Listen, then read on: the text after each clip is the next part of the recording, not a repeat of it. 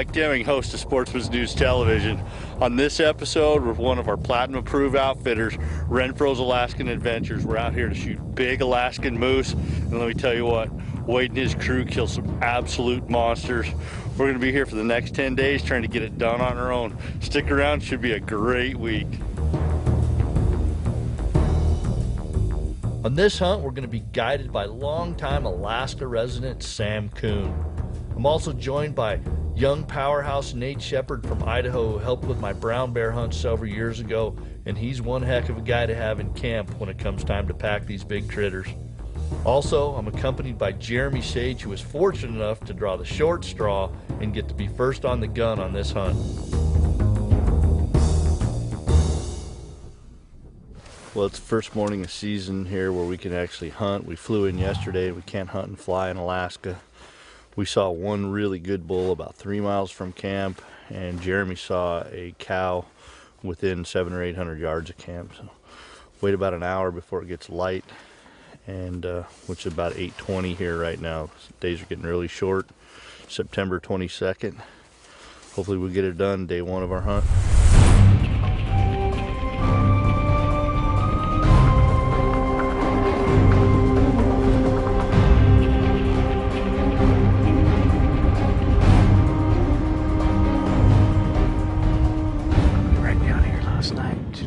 That flat was walking underneath this brush line. I'm assuming she bedded up in this timber down here last night.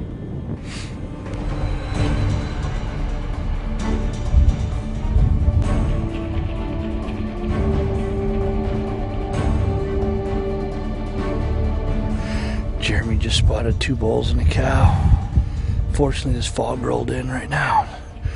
We can't see anything on high magnification to determine what it is. Hopefully it'll clear out and give us a break. It is a game-rich morning. We had moose absolutely everywhere. A bomber bull, 65 plus. A big boar, bear, sow, 2 cubs. We saw another bull that was behind that one that was probably high 50s, maybe low 60s. Another one down below us, it's 55.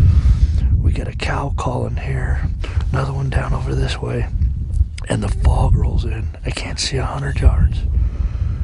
It's a gift and a nightmare all at the same time. With visibility continuing to get poorer by the minute, we finally made the call after a couple of hours of freezing to death that it'd be better off to spend this time at camp, staying warm and waiting for the weather to clear up.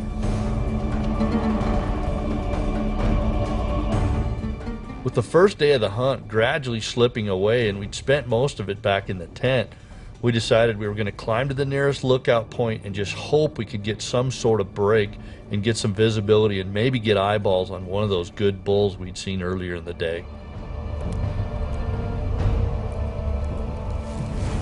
Well, it stormed on. Visibility's down to 0, but we know we've got a pretty good moose over here. That's why we came up here. But this is moose hunting, baby. Make the most of it.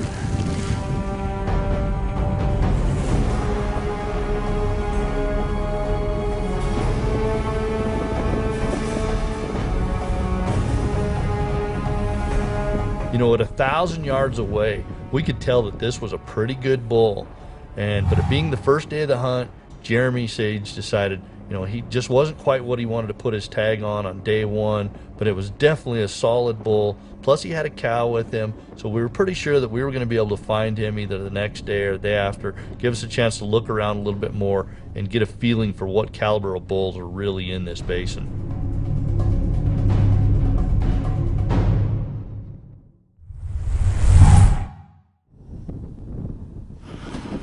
It's day 2. Got up this morning to a heavy frost. Got quite a bit of snow last night. Just kind of blew in and blew out. About 25 degrees.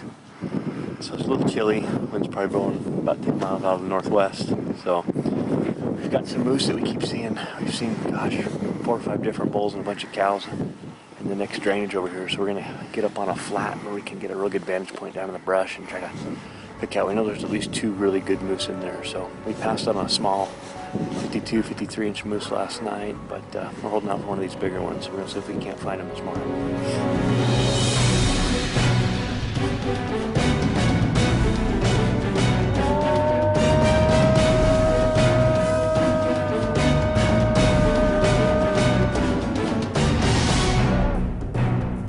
It didn't take Sam's calling long to stir up the valley. I mean, we'd seen a couple of cows in there, some with calves, and then a pretty good bull showed up. But after getting in the spotting scope, you know, another situation, Jeremy just wasn't quite sure that this was one that he wanted to go after at this point in time in the hunt.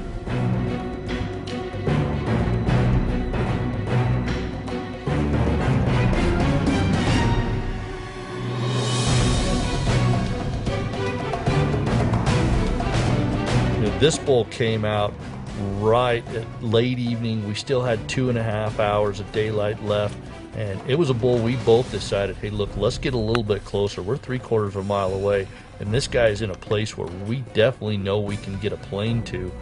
Let's get down there and get a little bit closer. And he was extremely patient as we closed the gap, and when we popped out at, you know, just under 500 yards, this bull hadn't hardly moved.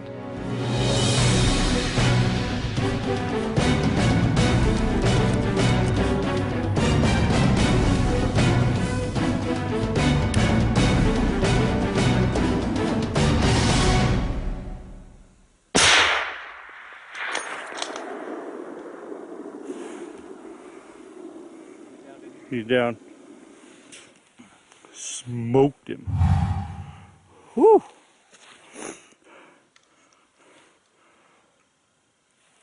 Nice shot, brother. Standing off sticks at 410. Not the easiest shot in the No world. doubt, man. No doubt. It's our third day here in Alaska, and we spotted this bull probably 3/4 of a mile from here. He was down in this thick stuff. Kind of made a mad dash to get over on him.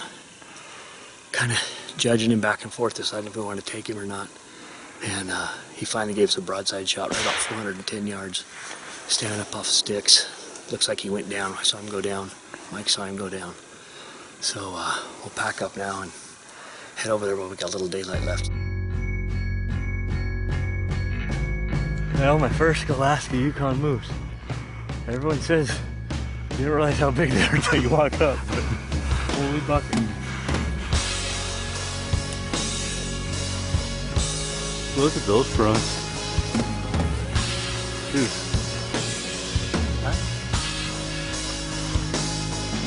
Wow. So guys, we just got down in here. It's about 7:30. We found our bull. He went down real close to where we shot him, about 40 yards maybe from where we shot him. We got in here, found him, had cut some of this brush out of the way. He's a beautiful old bull. You can see he's all rounded off on here on the tops. He's got these great big fronts that are just absolutely beautiful. Real nice heavy bull. He's about 56 inches wide. My first trip to Alaska for moose, and I just couldn't be happier with this trophy bull. Day 4 would be totally dedicating to getting back to Jeremy's bull, getting it packaged up and basically packed out to a suitable landing strip where the pilots could come in and pick up all the meat, cape, and antlers over the next day or two.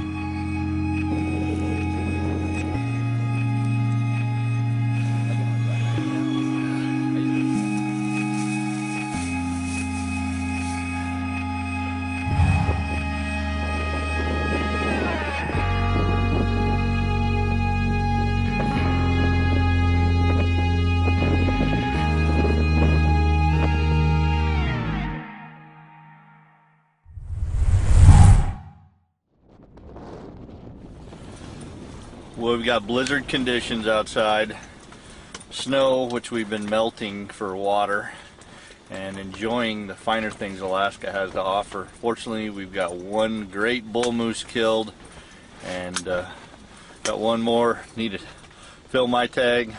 Got a grizzly tag, or bear anyway. We could have filled it with a young sow this morning. Didn't get any video of it. And we were happy it left without getting shot. Jeremy's got a black bear tag. We just need this low pressure system to break away for us and give us an opportunity to hunt. But according to the weather, it sounds like we may be in the tent enjoying some mountain house for the next few days. our extended forecast for our area was wrong, which is pretty much common practice in Alaska. But day 5 broke cold and clear and ideal conditions for moose hunting. Nate and Jeremy went to one vantage point to look for a bull for me, and Sam and I went to another vantage place, and it didn't take Jeremy long, and pretty soon he was trying to get my attention because he had found something that he definitely felt that I needed to look at, get eyeballs on.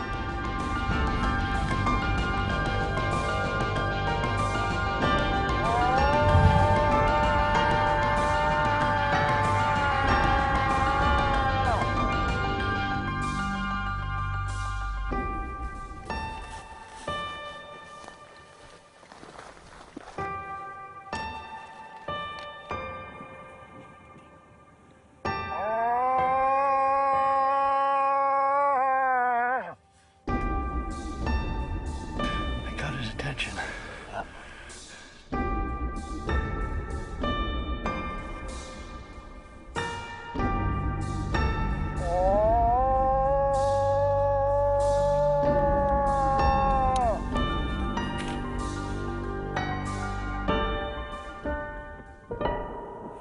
Alright, I've been calling this bull. He's close to a mile away, and I've got him coming. He's now disappeared out of sight. When he pops up, he should be somewhere in the neighborhood of 400 yards. We got a downhill angle here. I'll be able to get on shooting sticks. Should be good. If we don't move, we just sit here. It'll be good. Problem is, one of the planes just dropped off some water for us, and we're hoping that they don't start up and take off, so it should be interesting.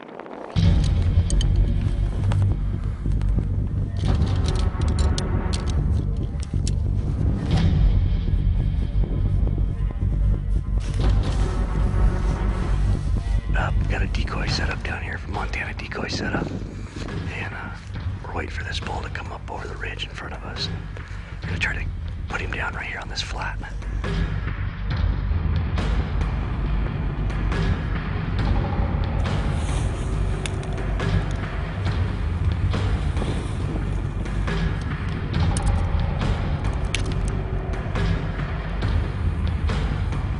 At an estimated 1,400 pounds on the hoof, a bull moose is a lot to pack. So every step this guy gets closer to us is one step less we need to pack. With his focus totally on our Montana decoy now, it gets easier with every step.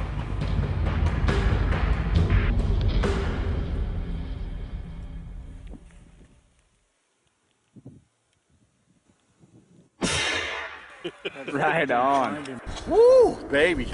That is friggin' exciting, man. We called that bull from close to a mile away. Well, we're day 5 for Renfro's Alaskan Adventures here in West Alaska out of Bethel. Wade's been one of our platinum approved outfitters for numerous years now, and obviously for numerous reasons. You know what, we come out, we check these guys out. This is a repeat visit, and it just reinforces why we endorse Wade as a platinum approved outfitter. He delivers on what he promises. Obviously, success is a wonderful thing. We got great tents, great accommodations. Pilots are flying in here and checking on us, seeing what we need. Great operation. I'm here with Jeremy Sage, VP of Operations at Sportsman's Warehouse. He killed a bull a couple of days ago. We got him packed out. Now we got this one. What a great time. Still got a couple of bear tags to fill. Stick around. It's going to be exciting.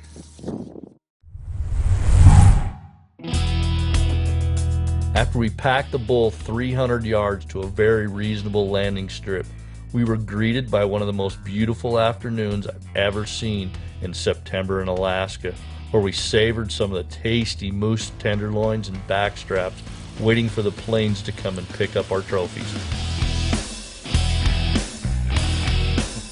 First bite of moose, that's pretty yummy. Not as good as it gets right there.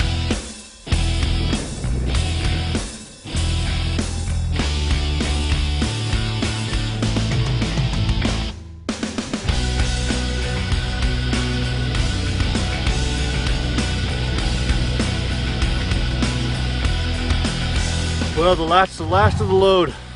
My big Alaska Yukon moose, taken here with Renfro's Alaskan Adventures. These guys are a great operation. Got great pilots, great guides. You know what? Jeremy and Sage and I had good success. Killed 2 good moose. Thanks for joining us on this episode of Sportsman's News Television. Tune in next month. We'll have another great episode for you.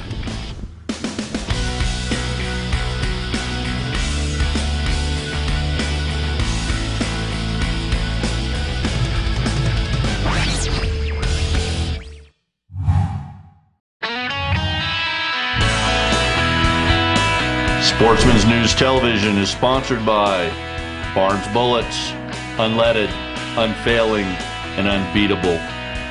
Vortex Optics, the force of optics. CBA muzzleloaders, it's just a better gun. And Sitka, turning clothing into gear.